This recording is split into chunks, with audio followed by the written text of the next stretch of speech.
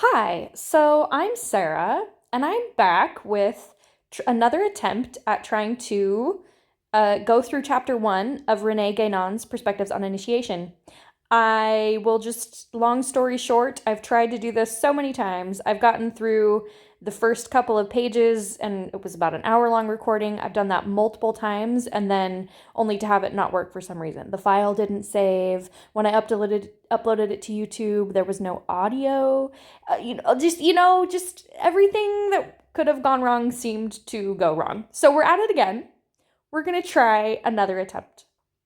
I'm using a different device, and let's hope for the best. So let's dive in to chapter one of René Guénon's Perspectives on Initiation. I think, is there anything else I need to say? I think that's it. I'm doing this as if it was a live stream, so I'm not trying to be super polished. I'm just trying to work through this and post it to YouTube. Hopefully, seeing someone else work through difficult passages can be helpful to the viewer. So we're going to try it and see how it goes. Wish us luck. Okay, so chapter one, the Initiatic or Mystical Paths. Today, the esoteric or initiatic domain and the mystical domain, or if one prefers their respective points of view, are often confused, and in a manner that does not always seem entirely disinterested. Okay, so this first sentence, we've got the esoteric or initiatic domain, and it looks like these guys are being used as synonyms, and the mystical domain. So we've got these two main domains. They're being confused. The domains themselves or their respective points of view are being confused. And then the second part of the sentence, or this final clause saying that it's in a manner that does not always seem entirely disinterested. The word disinterested, let's clean up our highlights a bit. The word disinterested is one of those that I feel like we don't really use in common English nowadays. So I always have to go look it up because the dis part, let's go back to a pen. The dis part, I know what interested means. It means like your attention is drawn towards it. You're interested. You're learning about, you want to learn about. Disinterested, dis means not, or the opposite. So disinterested can mean not interested, like because it's boring, or for any number of reasons you might not be interested.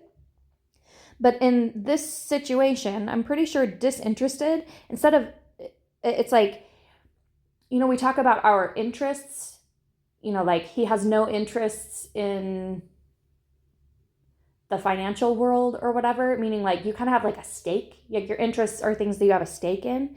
So being disinterested means that you are like, you don't have a stake. You don't have you. So in a really basic manner, we're saying that these two domains, the initiatic and the mystical, get confused, and it doesn't just seem to be happenstance. It seems that it's not like unbiased.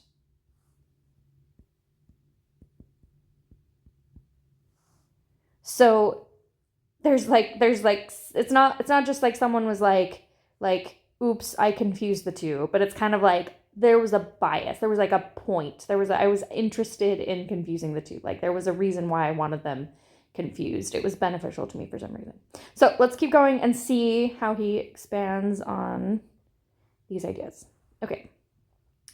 Moreover, this represents a fairly new attitude, or at least one that has become more widespread in recent years within certain circles.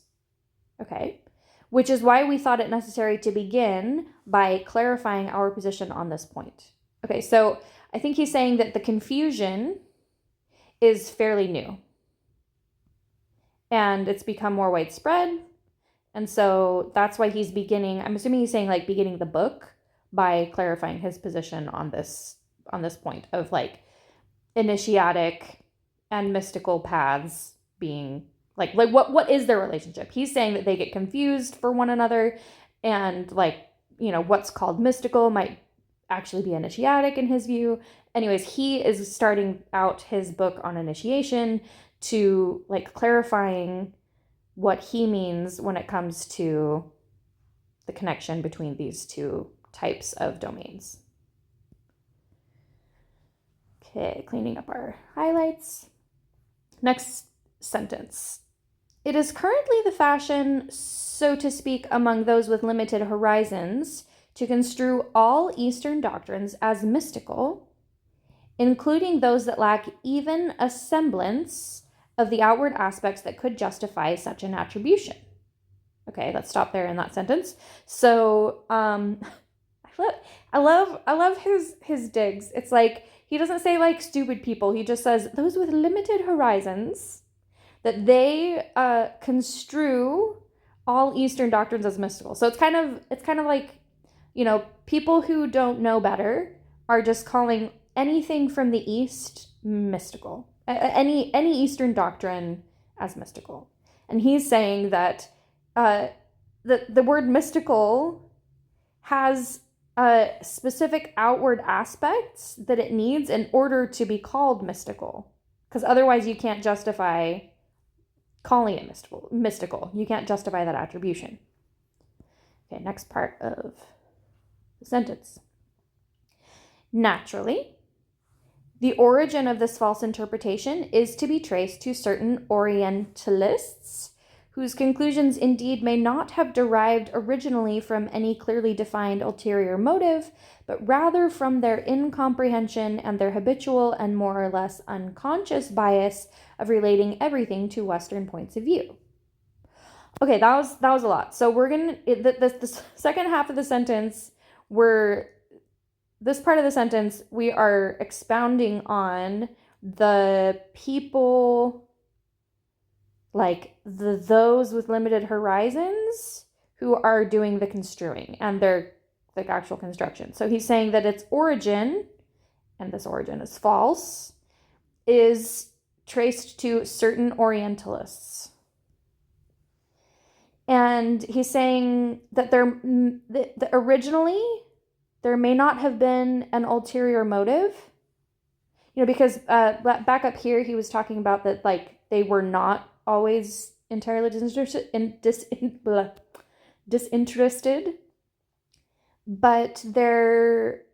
he's saying that originally they may not have had an ulterior motive, but this false interpretation came about because they had like incomprehension, meaning like they didn't understand like the arena that they were talking about well enough, and a habitual and more or less unconscious bias of relating everything to Western points of view.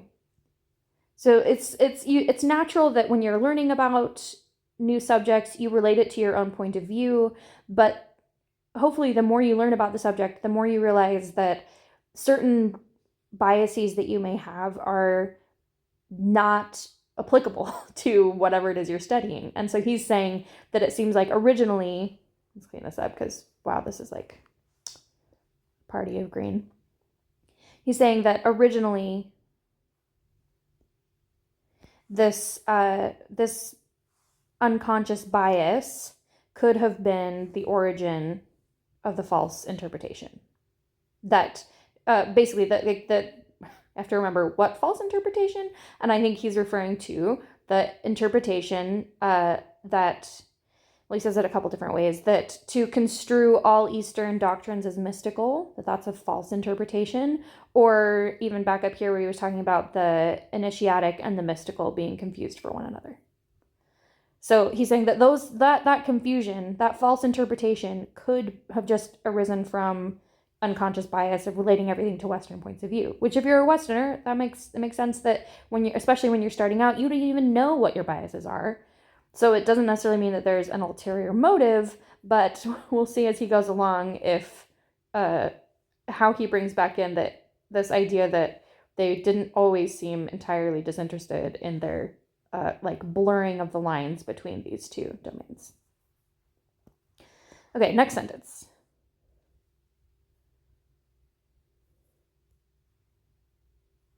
Oh wait, we have a footnote. Let's go to the footnote. Footnote 1, which is down here.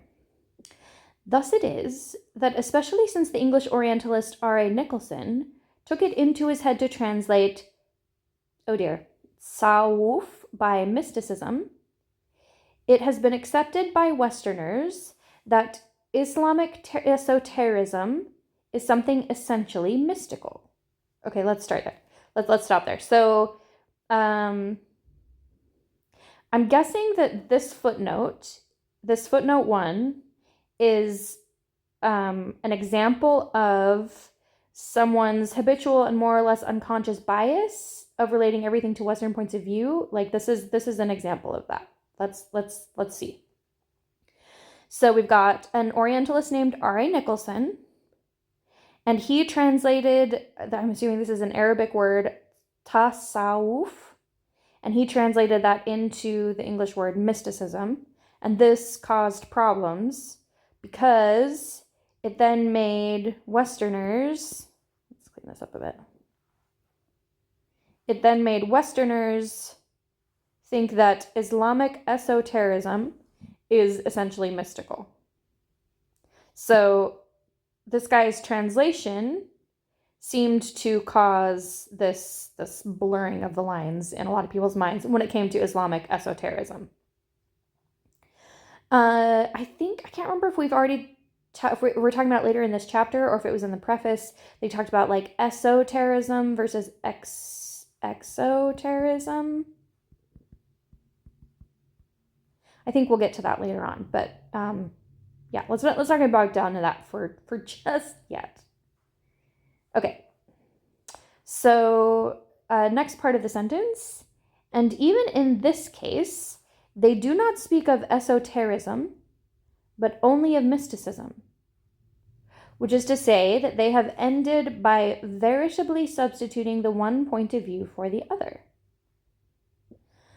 So it sounds like because he's saying that because this word was mistaken for mysticism,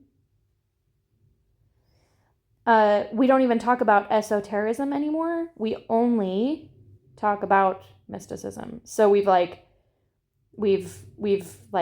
of done a switcheroo here where we don't talk about, we just assume everything's mysticism. We've substituted what should be considered esotericism for mysticism. Okay. Hey, we made it through the first sentence of the footnote. Nice. Okay, keep going.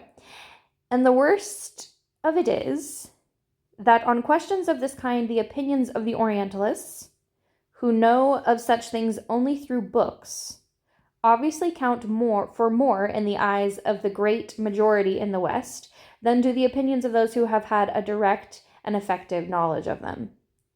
Yeah, so he's saying like this, so that like if anyone wants to, wants to point out like, hey, I have like direct and effective knowledge of the subject in question. My knowledge isn't only through books, that these types of opinions just don't count for as much. That like the ones that count for more are the ones that came from books. Like the opinions that came to people through books. That like, so like I think what he's saying is if a person says they're an expert on, let's say, Islamic mysticism, because they probably wouldn't say Islamic esotericism, that if they're an expert, if their knowledge came to them through books, he's saying that their opinions count for more in the eyes of the general public, or in the majority in the West, than those people who like actually maybe have gone to places where Islamic esotericism or even Islamic mysticism takes place. They've got some firsthand experience and knowledge of them, like talking with people who believe in those traditions or practice those traditions. you would hope that someone who has hands-on knowledge, that their opinion would be worth more than someone who's just read a book about hands-on knowledge, but he's saying that's not the case when it comes to this subject. Okay, so let's hop back up to our paragraph. Remembering that we just, how do we pick this up? We just talked about that the false interpretation, the origins, like, probably aren't originally from an ulterior motive, but just from this bias of relating everything to Western points of view. Okay. Next sentence. Others, however, have subsequently seized upon this false assimilation, and seeing how they could exploit it for their own ends, have done their utmost to propagate this idea outside of the special and limited world of the Orientalists and their clientele. And this is more serious, not only because the confusion in question becomes more widespread in this way, but also because it is not difficult to discern here unmistakable signs of an attempt at annexation, against which we must be on our guard. Okay, so here we're bringing in kind of the ulterior motives, like,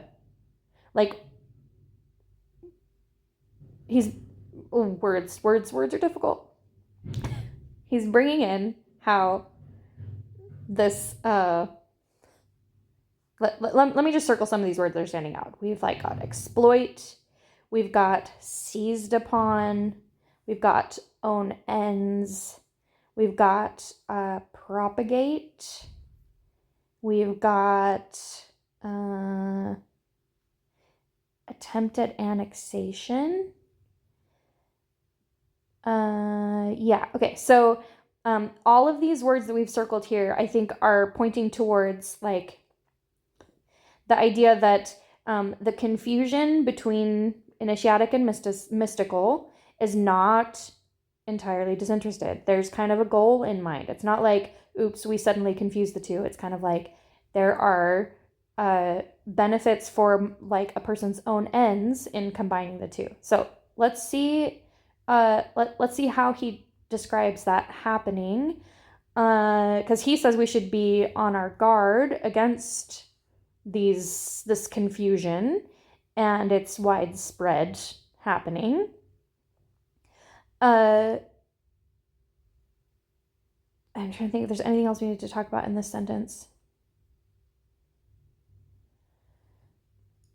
Yeah, let's just talk about this. Cleaning up our notes. We should have just used the eraser. The eraser was better, I think, for the most part.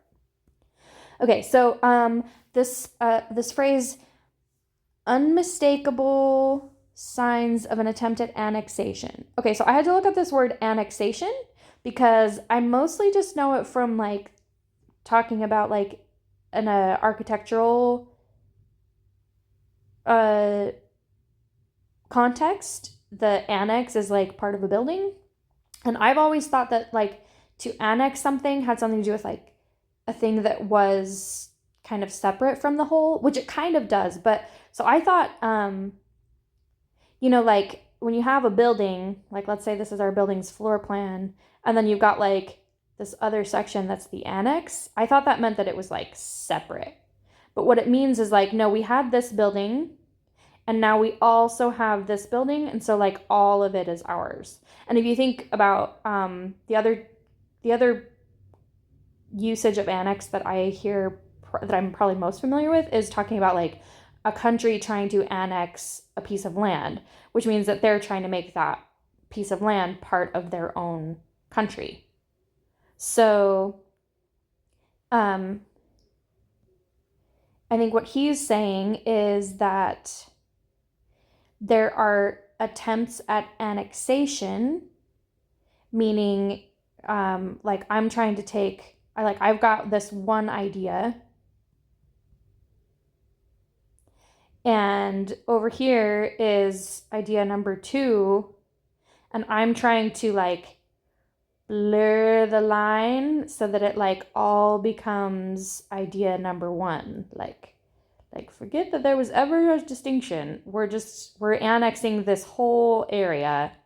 All of these ideas are really just idea number one. Forget the idea number two was ever there. We're going to blur those lines and claim it for our own, even though there could have been useful distinctions and useful reasons to have those as separate ideas.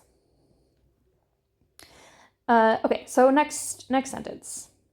Indeed, those to whom we refer can be considered to be the most serious deniers of esotericism, namely the religious exoterists who refuse to admit anything whatsoever beyond their own domain, but who doubtless consider this assimilation or annexation more clever than a crude negation.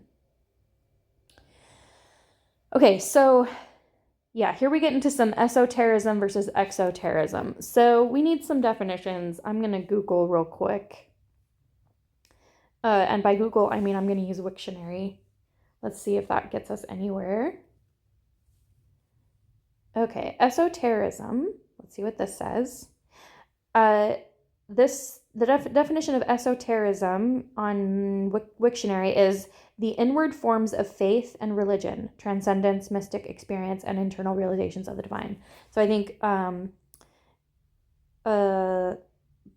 this one is inward.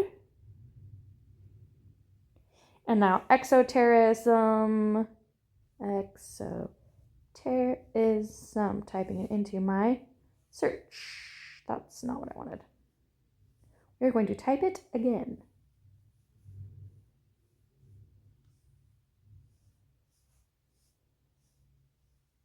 Yeah. So exotericism is like the outward forms. So we've got religious exoterists, meaning those religious people who are primarily concerning themselves with the outward forms of religion, denying esotericism, like the inward parts of religious experience, religious practice. But he's saying that they're denying it, not just like saying it doesn't exist. It's like we exoterists, like we refuse to admit anything whatsoever beyond our own domain. Like I don't see it, so it doesn't exist. It's inner, so I can't see it, and so it must not exist. We refuse to admit anything that is outside of our domain. But instead of just telling people, we don't believe this exists, it's not real, we just say that anything esoteric, we just assimilate it or we annex it, and pretend that it's just that anything that someone might be like, well, this is esoteric, it's an inward like religious idea, religious practice. And they're like, no, that's just all exotericism. And he's saying that when they do this, they doubtless consider this more clever than just saying a crude negation, just saying like, no, exotericism doesn't exist. They're like, no, exotericism isn't really exotericism. Esotericism isn't actually, well, I'm confusing these two, isn't actually this. It's always been exotericism. Right? So you get what he's saying. And I don't, like I said in past videos, I don't know enough to know is René Guénon right or not. I'm trying to just read through and take his claims as if they're true and just see where that gets us. And then if we find things where we disagree, we can point that out. But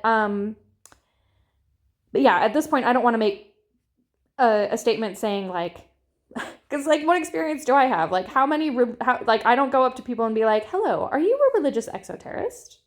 Do you believe in esotericism? Like that's never a talking point that I don't have a good way to to verify or deny the claim. So I'm just going to keep going, assuming that the author is like making valid points. And as we go along, I think that's a better way to try and figure out if there are holes in the argument. Like assume that the author is trying to be as honest as they can. And then if there's something that's not true, it'll stand out more than if you think everything's dishonest, then everything starts looking dishonest, whether it is or not. Does that make sense? Okay, with that aside, let's go on to the next sentence. To see how some of them devote themselves to disguising as mysticism the most obviously initiatic doctrines, it would truly seem that this task assumes for them a particularly urgent character.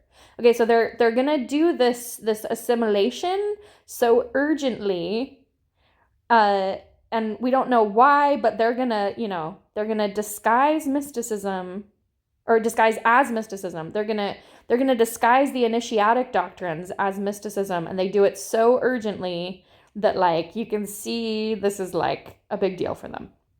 Okay, and then we're getting to footnote 2. Let's scroll down. So probably this is going to be related to, let's see if we can keep this straight in our brain, to the ways in which we see some people disguising initiatic doctrines as mysticism. Let's see if that's what happens here. So others attempt to disguise the Eastern doctrines as philosophy. Oh, so before he was saying they disguise them as mysticism, others attempt to disguise them as philosophy. But this false assimilation is perhaps less fundamentally dangerous than the other by reason of the narrow limitations of the philosophical point of view itself. Okay, so he's like, there's another way that people will try to disguise Eastern doctrines. It's as philosophy, but he doesn't see them as dangerous. Like, he says that they're perhaps less dangerous because there are more narrow limitations of the philosophical point of view itself. Okay, next sentence. In any case, they hardly succeed in making their assimilations of any interest at all, because of the peculiar way they present these doctrines. The results of all their efforts conveying nothing but a prodigious impression of ennui. Okay, I don't what's ennui? I don't know what that word means. Let's look it up.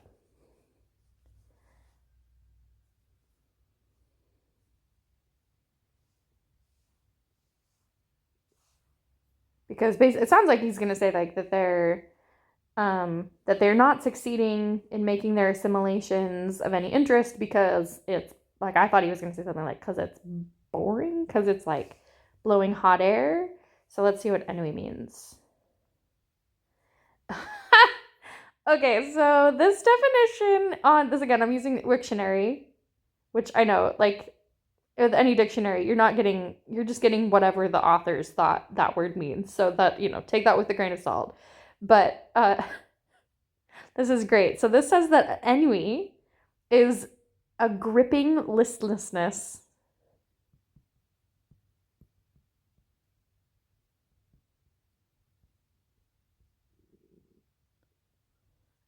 or melancholia caused by boredom or depression.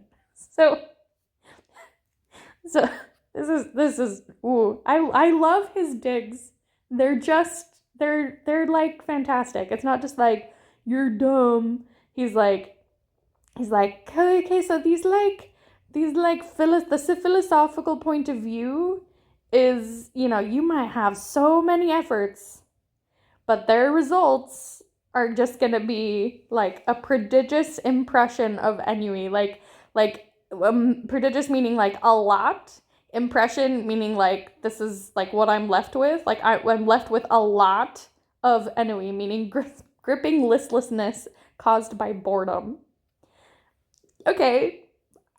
I don't know if it's true or not, but I kind of like it. It's kind of funny. So, yeah, okay. So this one's apparently like less dangerous because they're just so boring. Okay, let's come back up here. So, remember he was talking about like how urgently these people who devote themselves to disguising as mysticism the initiatic doctrines.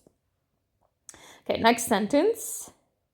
Nevertheless, there may truly be something in this same religious domain to which mysticism belongs something with which in certain respects could better lend itself to an assimilation, or rather to an appearance of assimilation. Okay, so maybe it sounds like what he's saying here is like, this whole what's the word? Project of disguising initiatic doctrines as mysticism. There could be something to such a project. Like there might be something in this religious domain that like mysticism does make sense to compare it to, like, to basically that there are some things that it does make sense to call mysticism. At least it could better lend itself to an assimilation, to a combining, or at least to an appearance of combining. Like, they might not be exactly the same, but they're close enough to that you could in some respects say that they're the same. Clear as mud. I kind of feel like I'm at a clear as mud point in this paragraph, but let's keep going because I think I am learning something, and boy, I sure am enjoying those little the little, what do you call them? It's not really snide comments. It's kind of like,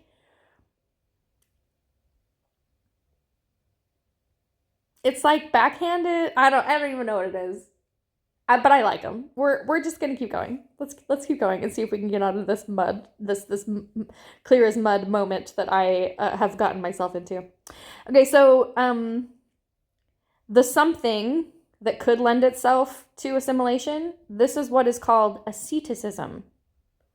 For this, at least, is an active method rather than the absence of method and passivity that characterize mysticism, a subject to which we shall return. Okay, so asceticism. Oh, great. Let's do this footnote 3 because he's going to give us his definition of asceticism, or at least an example. So we can cite as an example of asceticism the spiritual exercises of Saint Ignatius of Loyola, whose mind was incontestably as unmystical as can be, and which were probably inspired at least partially by certain initiatic methods of Islamic origin that he, of course, applied to an entirely different end. I don't know if that clears things up for me, but the guy, Saint Ignatius of Loyola, or specifically his writings called the Spiritual Exercises, that they are a good example of asceticism. And he was a good example because he was like decidedly as unmystical as can be, but he also at the same time was at least partially inspired by certain initiatic methods of Islamic origin. So, remember earlier we were talking about like everything that like that Arabic word that was translated probably like without any evil intent involved. They translated that Arabic word into mysticism. Where was that? In the footnote. Like, ever since this time, then like everything in Islamic esotericism became mystical, and he was like, this is not correct. He's saying, nevertheless, in the writings of Saint Ignatius, we see this example of asceticism that was at least partially inspired by initiatic methods of Islamic origin. Okay, again, I don't know enough to know, like, is that true? I still don't really know what asceticism is. I could look it up, but I don't, let's look it up and see if Wiktionary gets us anywhere, while knowing at the same time that it might be steering us in the wrong direction because what Wiktionary describes as asceticism might not match what Guénon is talking about when he means asceticism. I hate definitions like this. This definition says the principles and practices of an ascetic. Okay, you cannot define the word with itself. But then it says extreme self-denial and austerity. Okay, so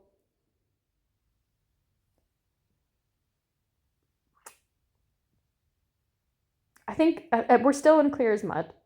Let's keep going. Let's see what happens. What could go wrong? We could just be in continual confusion about what's going on. That's the worst that could happen, right? That we would still be confused, right? Okay, so, but it goes without saying that these similarities are quite external. Besides, for its part, asceticism has perhaps only limited objectives, too limited to be used with benefit for initiatic purposes. Whereas in the case of mysticism, one never knows just where one is headed. Okay, so remember we were talking about how, like, asceticism could be kind of like assimilated into mysticism, but he's saying the benefit of asceticism is that it has limited objectives. There's only certain purposes that are involved with asceticism, with like extreme self-denial and austerity. But mysticism, one never knows just where one is headed. Like when someone's like, oh look, we're in the mysticism domain, you don't know where they're going to lead you. It could be any number of places. Let's keep going in this sentence. And this very vagueness no doubt lends itself to confusion. Yeah. So, no, I'm not going to go in that offshoot right now. But yeah, so like the vagueness of mysticism, like, helps add to the confusion. It's kind of like when we bring up mysticism, we don't know where we're going because it can be used to whatever purpose the person who brought it up wants, is I think what he's saying.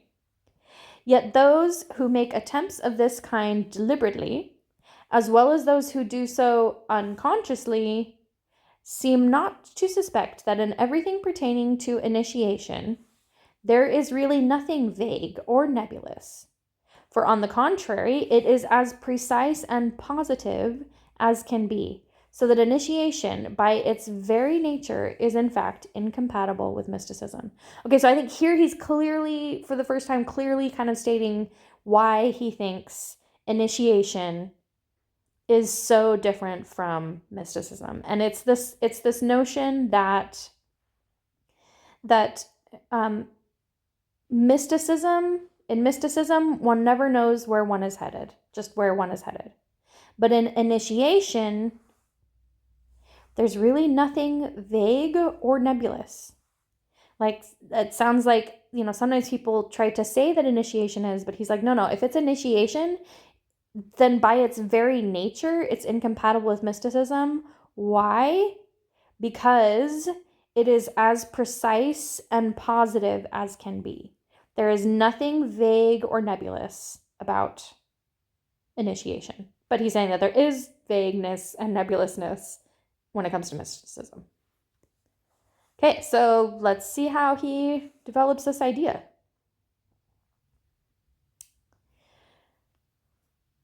Okay, this incompatibility between the vagueness of mysticism and the concreteness of initiation does not, however, derive from what the word mysticism itself implied originally. For this meaning quite obviously refers to the ancient mysteries. That is, to something that on the contrary belongs to the initiatic order. So just a little bit that I know about like the ancient mysteries.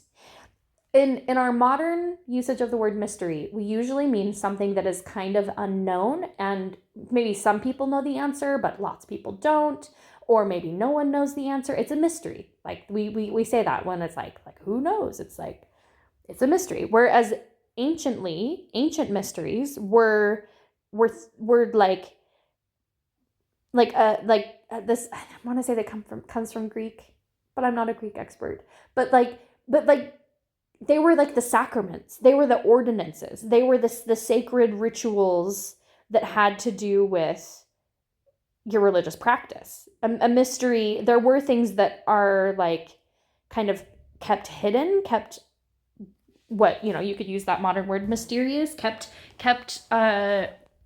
like out of the understanding of just like anybody, but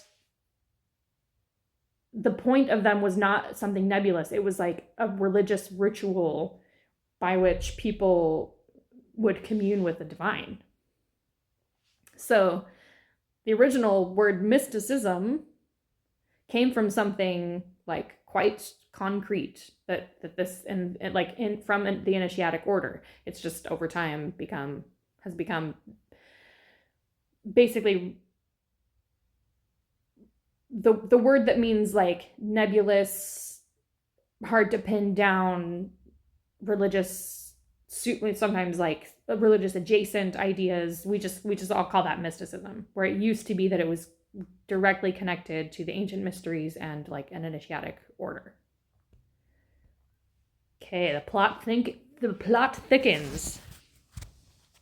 Nonetheless, this is one of those words that can in no way be understood only from its etymology, but must be considered strictly in light of the meaning imposed by usage. Yeah, so this is an interesting point, because sometimes we look up a word in a dictionary, and it's one of the reasons why I like using Wiktionary, because it tries to give you an etymology. It'll be like, like when I looked up disinterested, it was like dis, meaning not, and interested. And then if you look at interested, it'll say like from the Latin, I don't even know, like that's, but there's probably some Latin word like interestio or something. And then it'll kind of tell you like where it came from. That's the etymology, is like figuring out where did this word come from? Where did we derive it from? And I think that can be really useful in giving you a better understanding of what a word means. But that's not the only way we understand what a word means. We also understand by usage. And the best example of that is just like how we acquire language. You don't sit down with a baby and say point to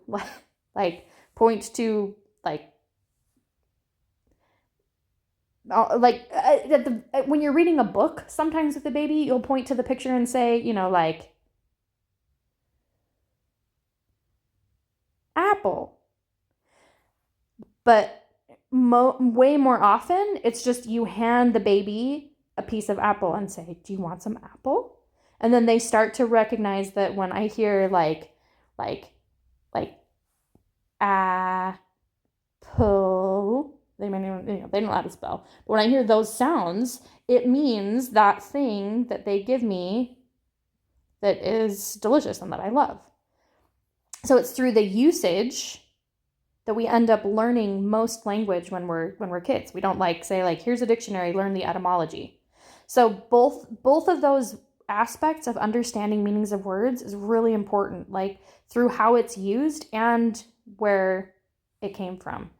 And even if we understand that where the word mysticism came from, we understand that it came from the ancient mysteries.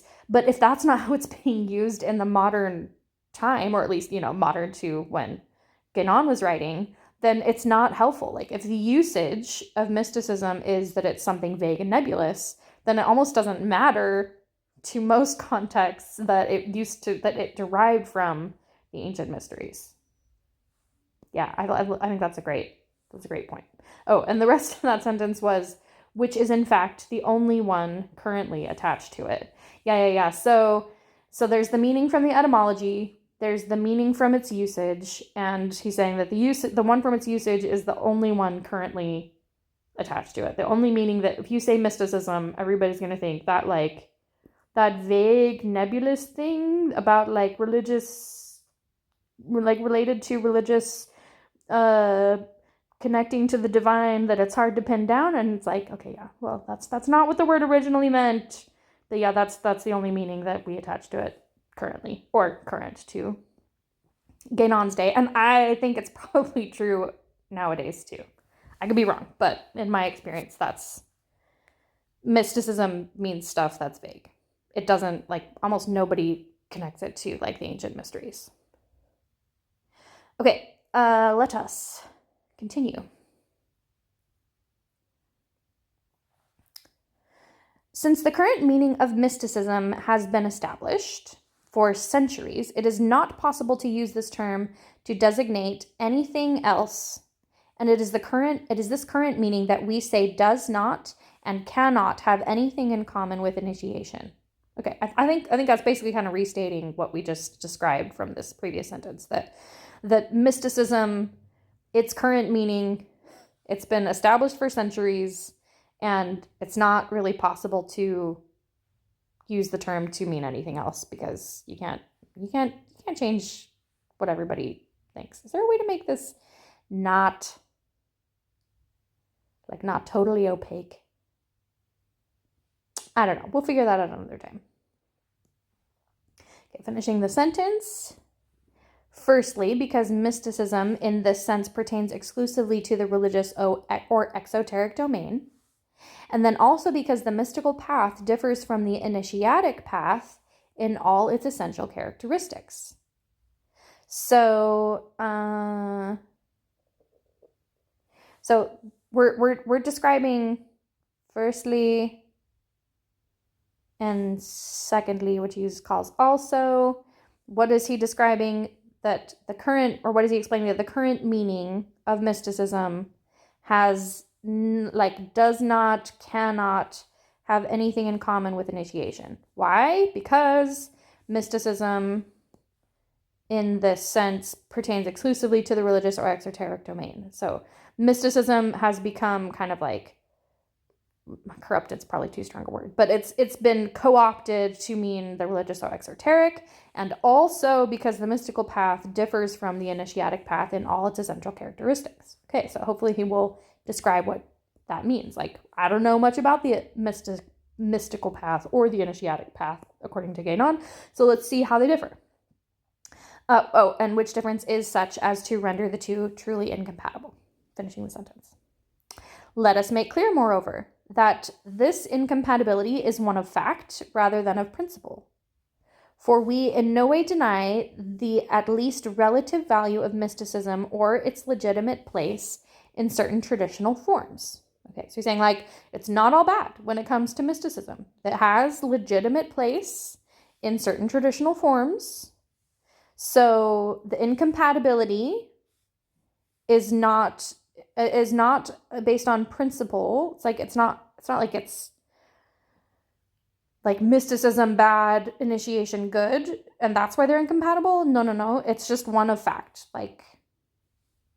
Well, I don't know what he hopefully will help us understand better what he means. That they're incompatible in fact. What does that mean? The initiatic and mystical paths can thus perfectly well coexist. But we only wish to stress the impossibility of following both paths simultaneously, and this without prejudging the end to which each may lead, although because of the profound difference between the domains involved, one knows in advance that these ends cannot actually coincide. Okay. I mean, I think I'm following him. He's saying, you've got the initiatic and mystical paths, they're different, they're incompatible, because when you follow them, you cannot do so simultaneously, because they would lead to different places. It's like you cannot both, walk to the store and to the church. There may be use in both, but if you tried to do both simultaneously, they're in opposite directions, or maybe not opposite, but they're not in the same place, and so you can't actually walk to both at the same time. And we have footnote 4. So let's go down there and see what footnote 4 says. It's marked next to that they can perfectly well coexist, the initiatic and mystical paths. So let's see what he says. It would be most interesting in this connection to draw a comparison with the dry way and the moist way of the alchemists. But that would take us beyond the framework of the present study. Okay, so I know the tiniest bit about alchemy, mostly because it was introduced, the idea of literary alchemy was introduced to me several years ago. So I'm not going to dive into this one because I'm way out of my depth. But what we can glean from this is that he's saying that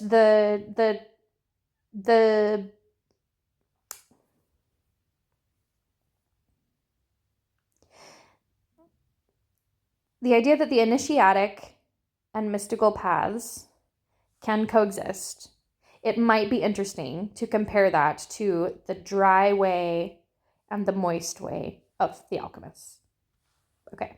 I don't know what the dry way and the moist way of the alchemists are. But he's saying it might be interesting to compare the two domains. Oh, that's not an eraser. Okay.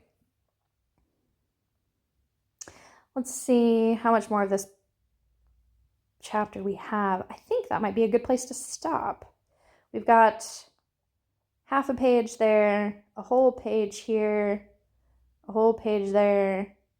Yeah, so we've got about including this little guy, this part of the paragraph, we've got like basically 3 pages left in the chapter. So I think that's a good place to stop. So I think, I don't know if I can do any summary. I think I got somewhat out of the domain of like clear as mud.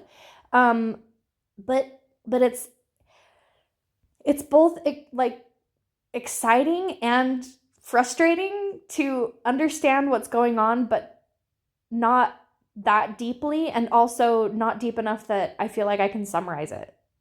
I think it's really fascinating that there's this connection and the relationship between the mystical and the initiatic paths is this thing that Guénon says is like, it's been muddied, people call them the same thing, that they're not, and here's a little bit of why, because they lead you in different directions, but so much of what he's talking about is basically pretty new to me, and I don't know, so I'm enjoying it, but also I don't like, I'm not really a good guide.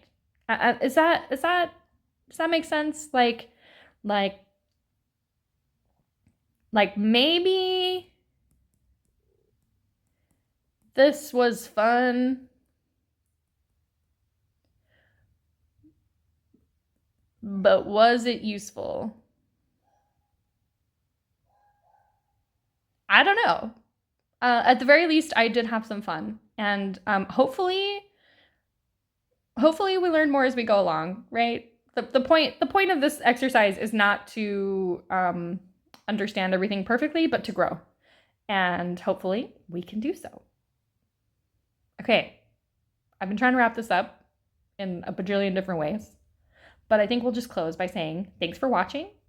Hope to see you in another video. Please comment down below if you have any thoughts. We've had a couple people comment about like pointing me in directions of other resources to try and look at, and I really appreciate that. That's really helpful.